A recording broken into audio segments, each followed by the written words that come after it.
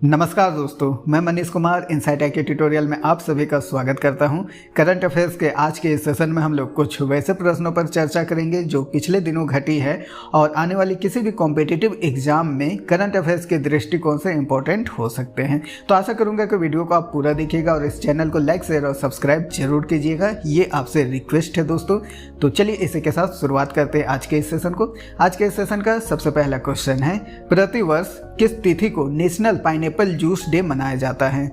इसका सही उत्तर होगा प्रतिवर्ष 17 अगस्त को। दोस्तों, मैं यहाँ पर नेशनल पाइनएप्पल जूस डे के बारे में बात कर रहा हूँ क्योंकि हर वर्ष नेशनल पाइनएप्पल डे भी मनाया जाता है जो कि 27 जून को मनाते हैं। नेशनल पाइनएप्पल जूस डे प्रतिवर्ष 17 अगस्त को मनाया जाता है। यह पाइनएप्पल जूस के स्वादिष्ट और ताजगी भरे गुणों के प्रति ये दिन समर्पित है। पाइनएप्पल जूस विटामिन सी और एंटीऑक्सीडेंट्स का उत्कृष्ट स्रोत है जो शरीर को ऊर्जा और पोषण प्रदान करता है। इस दिन लोग पाइनएप्पल जूस का सेवन करते हैं और इसके स्वास्थ्य लाभों के बारे में जागरूकता फैलाते हैं। क्वेश्चन नंबर 2, प्रधानमंत्री कार्यालय में किस विशेष सचिव को स्वास्थ्य व परिवार कल्याण सचिव नियुक्त किया गया है? इसका सही उत्तर होगा पुण्य सलीला श्रीवास्तव। प्रधानमंत्री कार्यालय में विशेष सचिव पुण्य सलीला श्रीवास्तव को स्वास्थ्य व परिवार कल्याण सचिव नियुक्त किया गया है। वे स्वास्थ्य सेवा सुधार और परिवार कल्याण के कार्यक्रमों के कार्यान्वयन में महत्वपूर्ण भूमिका निभाएगी। श्रीवास्तव का अनुभव और विशेषज्ञता स्वास्थ्य क्षेत्र में सुधार लाने में सहायक होगा।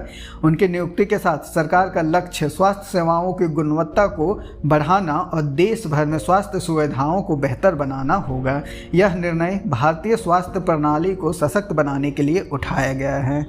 क्वेश्चन नंबर 3, प्रसार भारती और किसके बीच संसद भवन परिसर में एक समझौता ज्ञापन पर हस्ताक्षर किए गए हैं?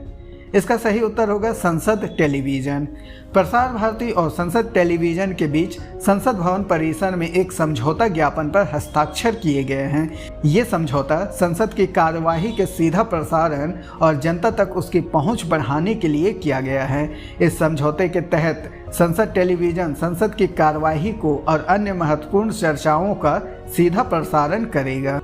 ये पहल लोकतांत्रिक प्रक्रिया में पारदर्शिता और जनता की भागीदारी को बढ़ावा देगा। इस समझौते से संसद की गतिविधियों की व्यापक जानकारी जनता तक पहुंचना संभव होगा।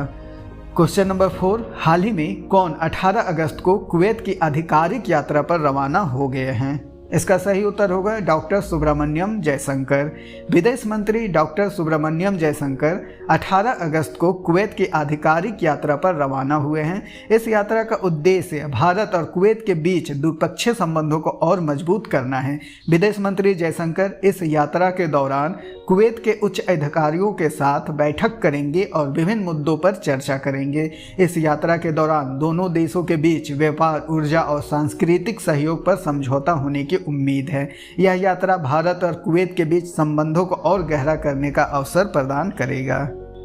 क्वेश्चन नंबर 5, नेपाल एकेडमी और बीएचयू ने किस उद्देश्य से समझौता किया है? इसका सही उत्तर होगा नेपाली भाषा और संस्कृति के अनुसंधान को बढ़ावा देने के लिए।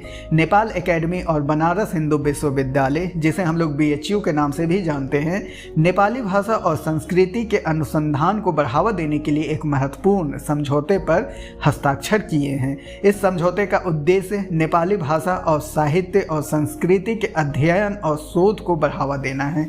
दोनों संस्थान मिलकर सांस्कृतिक और भाषाई आदान प्रदान को मजबूत करने पर भी काम करेंगे।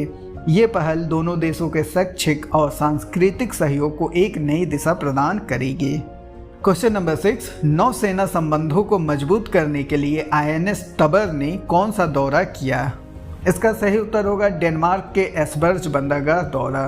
भारतीय नौसेना के युद्धपोत आईएनएस तबर ने डेनमार्क के एस्बर्ज बंदरगाह का दौरा किया है। इस दौरे का उद्देश्य भारत और डेनमार्क के बीच नौसेना संबंधों को मजबूत करना और सहयोग को बढ़ावा देना है।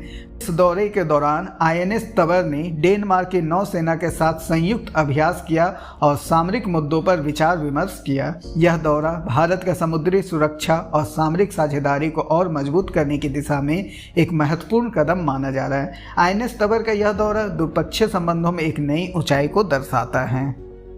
क्वेश्चन नंबर 7, पंकज आडवाणी ने कौन सा महत्वपूर्ण खेल टूर्नामेंट जीता है? इसका सही उत्तर होगा बिलियर्ड्स। भारतीय बिलियर्ड्स खिलाड़ी पंकज आडवाणी ने वेस्टर्न इंडिया बिलियर्ड्स फाइनल जीत लिया है। इस जीत के साथ पंकज आडवाणी ने अपने करियर में एक और बड़ी उपलब्धि हासिल की है। आडवाणी का यह खिताब भारतीय बिलियर्ड्स में उनके अद्वितीय कौशल और अनुभव को दर्शाता है। उन्होंने इस टूर्नामेंट में उत्कृष्ट प्रदर्शन करते हुए फाइनल में शानदार जीत दर्ज की। पंकज आडवाणी की यह सफलता भारतीय खेल जगत के लिए गर्व का विषय है। क्वेश्चन नंबर 8, ICG यानी इंडियन कोस्ट गार्ड के महानिदेशक जिनका निधन हो गया है उनका नाम बताइए। इसका सही उत्तर होगा राकेश पाल। भारतीय तटरक्षक बल ICG के महानिदेशक राकेश पाल का हार्ट अटैक से निधन हो गया है।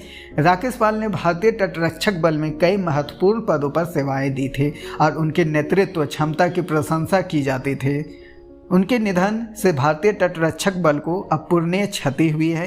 राकेश पाल ने अपने कार्यकाल के दौरान समुद्री सुरक्षा और तटरक्षक बल की क्षमताओं में उल्लेखनीय सुधार किए थे। Question number 9, Amrit Bharat station विकास योजना क्या है और इसका उद्देश्य क्या है। इसका सही उत्तर होगा रेलवे स्टेशनों का आधुनिकीकरण और विकास।